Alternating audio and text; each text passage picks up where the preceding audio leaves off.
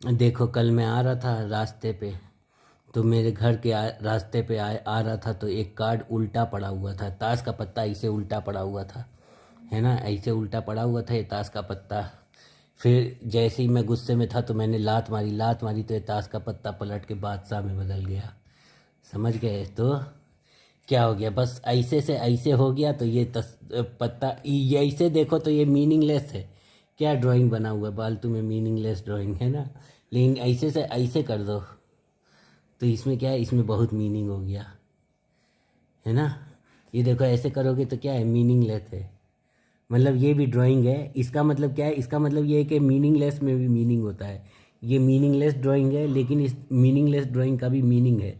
क्या मीनिंग है कि दिस डजेंट रिप्रेजेंट एनीथिंग, क्योंकि जब चार ऐसे पत्ते हो, जब चार पत्ते ऐसे लाइन में हो, तो क्या है, this meaningless is same design है ना, तो मीनिंगलेस है। और इन्हीं चार पत्तों को पलट दो तो क्या हो जाएगा।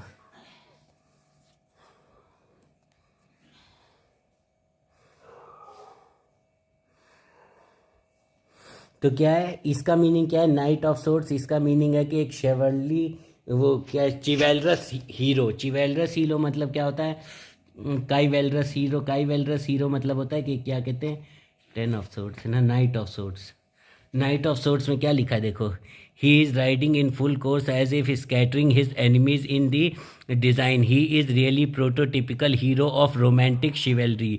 रोमांटिक शिवेलरी का ये हीरो है। ये किसका हीरो है, रोमांटिक शिवेलरी का। He might he might almost be Galahad, whose sword is swift and sure because he is clean of heart, because he is clean of heart, clean of heart है। ये क्या है, ये clean of heart है। और फिर दूसरा card क्या है, दूसरा कार्ड फूल का है। फूल, फूल कार्ड में एक चीज़ अच्छी है, फूल कार्ड में कुत्ता भी है, dog, a dog is there.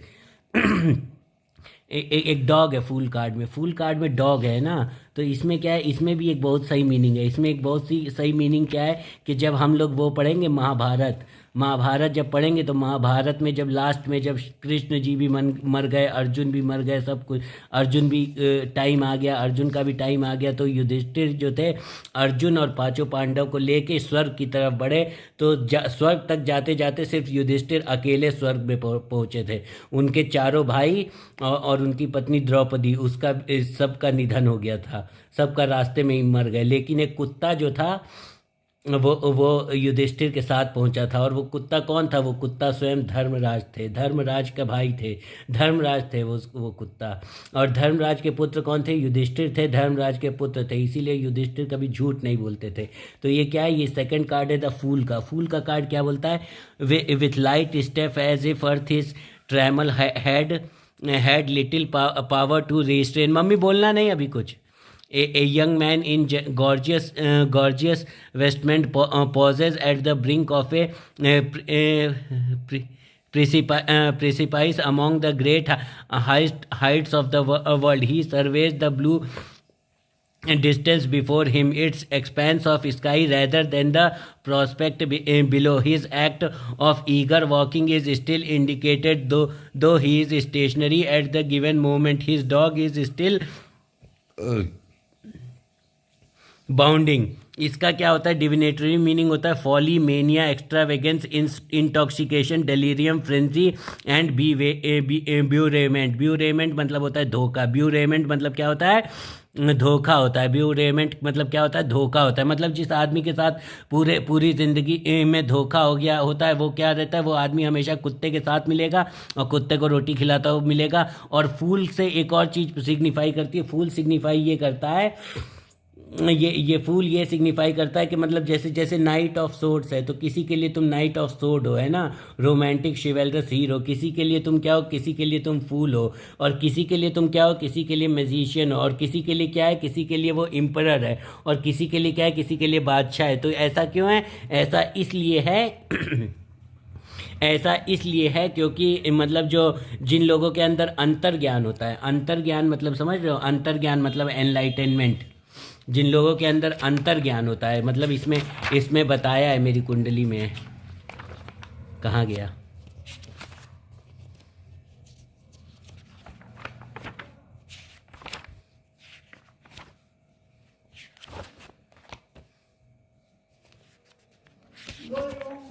नहीं, आ रहा हूँ। देखो, इसमें लिखा हुआ है, इस भाव में उपस्थिति आप में रहस्यमय तथा धार्मिक शक्तियों को जागृत करती है। इस भाव में उपस्थिति आप में रहस्यमय तथा धार्मिक शक्तियों को जागृत करती है। धार्मिक शक्तियों को जागृत करना मतलब दिव्यता को जागृत करना। उच्च शक्तियों के लिए आपका अंतर्ज्ञान बहुत अच्छा होगा। उच्च शक्तियों के लिए आपका अंतर्ज्ञान बहुत अच्छा होगा। आप में अनुभव तथा ग्रहण करने की शक्ति बहुत अधिक है। आप में अनुभव तथा ग्रहण करने की शक्ति बहुत अधिक होगी। आप अंतर्ज्ञान प्राप्त करने के लिए सदैव तत्पर रहेंगे। आप अंतर्ज्ञान प्राप्त करने के लिए सदैव तत्पर रहेंगे। आप में यह योग्यता है कि आप दूसरों की आवश्यकताओं को फौरन समझ लें। समझ गए? अंतर्ज्ञान प्राप्त करना पड़ता है।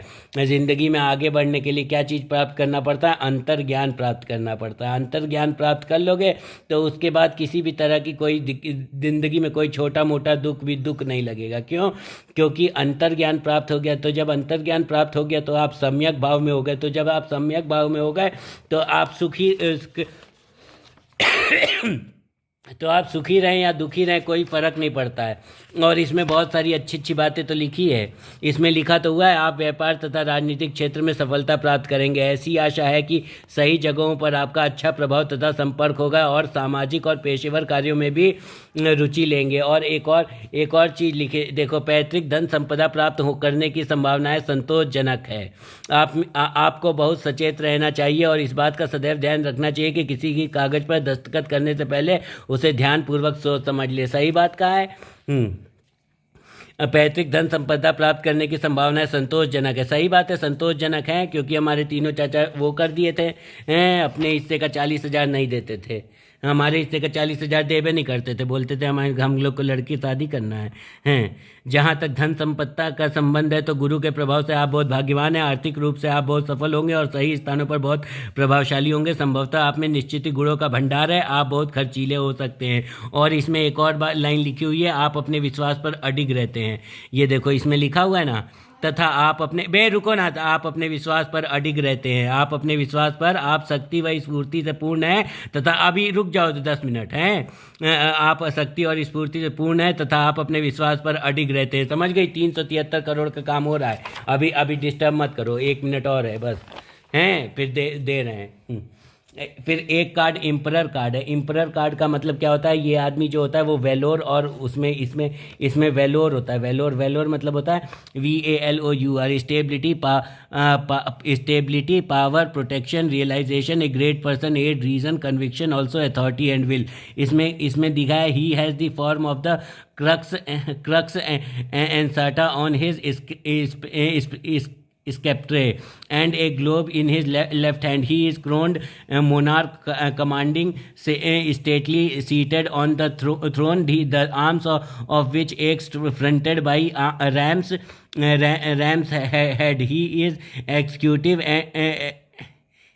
He is executive and realization, the power of this world, here clothed with the highest of its natural attribute. He is occasionally represented as seated on a cubic stone, which however confuses some of the issues. He is virile. He is virile power. Virile power मतलब ये होता है, ब्रह्मचर्य की शक्ति है इसके पास, to which the empress responds, and in this sense he is who seek to remove the wheel of ISIS, yet she remains Virgo in इंटाक्टा। मतलब इसके साथ संसर्ग भी कर लेती है और उसके बाद भी वो वर्गो इंटाक्टा रहती है। मतलब वर्गो मतलब क्या होता है?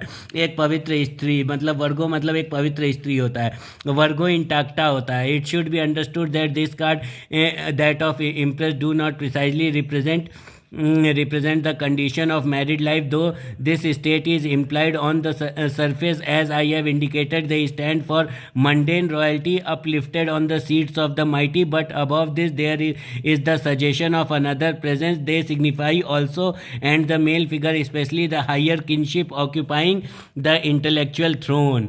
और फिर एक कार्ड क्या है? मैजिशियन कार्ड है। बस 2 मिनट और रुक जाओ। मैजिशियन कार्ड, मैजिशियन मेरे साथ मैजिशियन वाला कार्ड आता है।